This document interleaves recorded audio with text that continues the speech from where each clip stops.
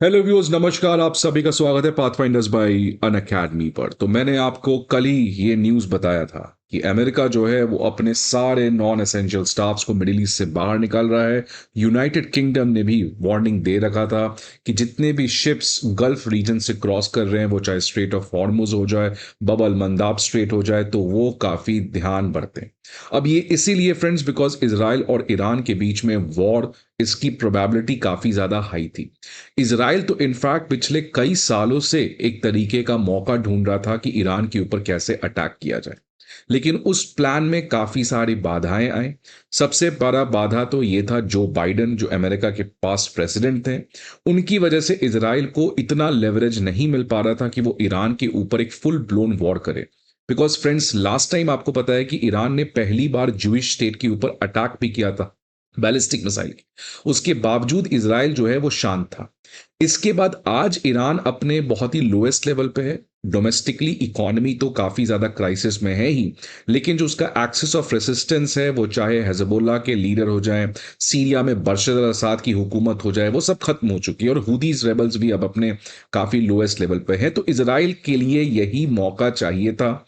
और यूएस और ईरान के बीच में जिस तरीके से एक न्यूक्लियर टॉक चल रहा था, इसराइल वेट कर रहा था कि कैसे इन दोनों यूएस और ईरान के बीच में जो ये न्यूक्लियर वार्तालाप चल रहा है, ये बंद हो जाए। और जैसे ही इसकी खबर आई कि यूएस और ईरान के बीच में न्यूक्लियर टॉक्स जो है वो कोलैप्स हो चुका है, इसराइल ने एक प्री एम्प्टिव स्ट्राइक लॉन्च कर दिया है ईरान के ऊपर। अब फ्रेंड्स, इसकी वजह से मिडिल ईस्ट में क्योस आ चुका है। और यही चीज आप देख सकते हैं, यहां लिखा हुआ है कि जैसे ही six round of nuclear talk fail हो गया है, उसके बाद डोनाल्ड ट्रंप ने कहा कि मैं अपने सारे स्टाफ्स को बाहर निकाल रहा हूं, because this could be a dangerous place. और वही डेंजरस प्लेस यहां पर आते हुए नजर आ रहा है फ्रेंड्स, जहां पे इसराइल ने ईरान के न्यूक्लियर साइट्स के ऊपर अटैक कर दिया है।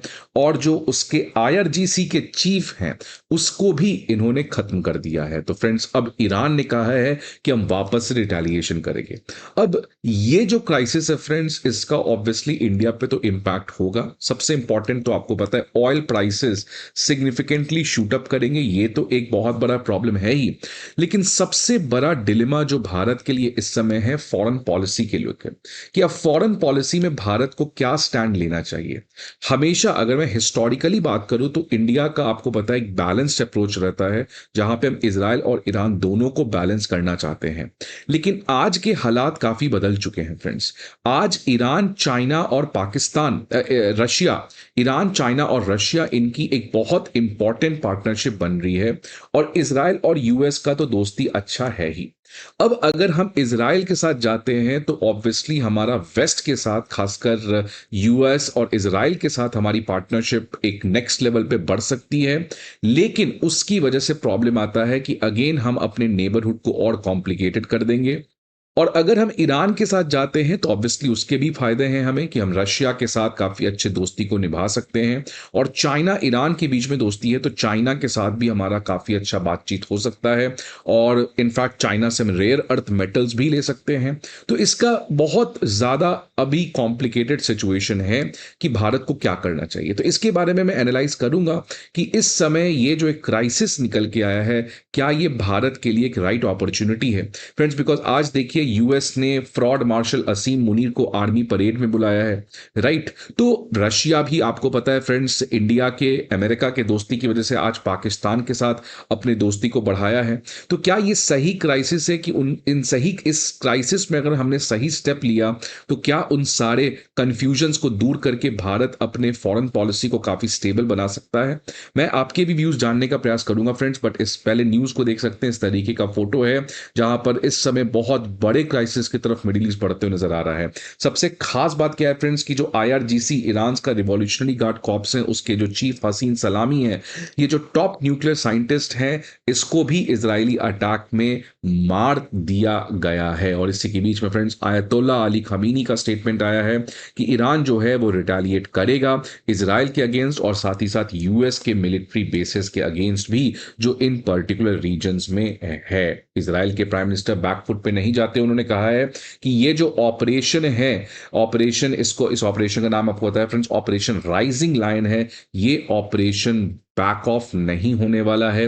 This operation is going to continue और ईरान के ऊपर इस तरीके के टारगेटेड मिलिट्री स्ट्राइक्स जो हैं वो कंटिन्यू होते हुए नजर आएंगे। इसी कॉन्टेक्स्ट में MEA ministry of external affairs ने एडवाइजरी जारी कर दिया है, अपने जितने भी भारत के सिटीजन से इजराइल और ईरान में काफी संभल के रहें। डोंट अवॉइड अननेसेसरी मूवमेंट्स को ना करें और जहां पर हैं आप इस समय वहीं पर रहें। हमारे स्टॉक मार्केट यहाँ पे क्रैश की तरफ बढ़ते हुए आ रहे हैं। सेंसेक्स और निफ्टी दोनों अपने लोएस्ट लेवल पर जाते हुए दिखते हुए नजर आ रहे हैं। इसी के बीच में फ्रेंड्स आपको पता है कि रशिया और ईरान के प्रेसिडेंट्स ने इसी साल 2025 में एक हिस्टोरिक पार्टनरशिप ट्रीटी किया था और ये बात इजराइल को पसंद नहीं आया था। और रिसेंटली फ्रेंड्स आप देखिए कि इजराइल ने बहुत बड़ा कदम लिया था जब इजराइल ने यूक्रेन को पैट्रियोटिक मिसाइल डिफेंस सिस्टम दे दिया था, जिसकी वजह से इस पर्टिकुलर वॉर में अब पुतिन जो है वो कंप्लीटली ईरान के साथ खड़े होते हुए नजर आ रहे हैं। तो फ्रेंड्स जिस तरीके से इसी चीज की मैं बात कर रहा था कि ये इंडिया के लिए बहुत चैलेंजिंग समय होने वाला है। इकोनॉमिक चैलेंज तो होगा ही, लेकिन फॉरेन पॉलिसी में क्या करें, बिकॉज इस समय भारत के साथ सबसे बड़ी प्रॉब्लम है कि एक तरफ यूनाइटेड स्टेट्स और इजराइल है।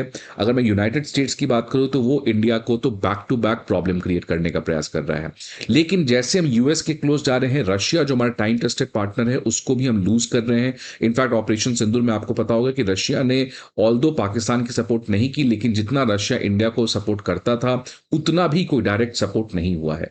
तो क्या फ्रेंड्स इस क्राइसिस में भारत को एक स्टैंड लेना चाहिए? वो स्टैंड या तो हो सकता है कि भाई मैं ईरान और रशिया के साथ खड़े रहूंगा, या दूसरा स्टैंड हो सकता है कि नहीं मैं इजराइल के साथ खड़े रहूंगा, या तीसरा स्टैंड होता है जो फेल होते हुए नजर आ रहा है कि मैं बीच का रास्ता चुनूंगा। मैं दोनों को कहूंगा, मैं कहूंगा this time is not an time of war, D escalate करना चाहिए। तो अगर मैं ये कहता हूं अपने पुराने स्टैंड में, तो क्या भारत के लिए और ज्यादा प्रॉब्लम है? बिकॉज रशिया ईरान को लगेगा कि भारत का तो कोई स्टैंड ही नहीं है। यूएस भी यही हमेशा क्रिटिसाइज करता है कि क्या मतलब है जब आप कहते हैं कि ऑपरेशन सिंदूर में आपने पाकिस्तान के अगेंस्ट अटैक किया, फिर आप कहते हैं कि आपका लेजिटिमेट राइट है, तो आप क्यों कह रहे हैं कि डी एस्केलेट करने को? तो फ्रेंड्स आपके क्या व्यूज हैं? भारत को इस समय क्या अपने फॉरेन पॉलिसी को लेना चाहिए?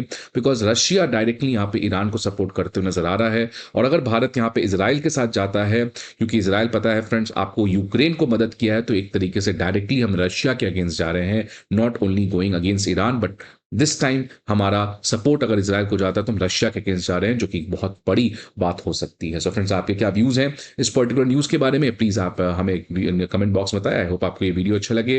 देखते हैं फिर आगे क्या होता है, फिर आपको मैं अपडेट देते रहूंगा बीच बीच में। Thanks for watching this, see you again some another video, till then good bye.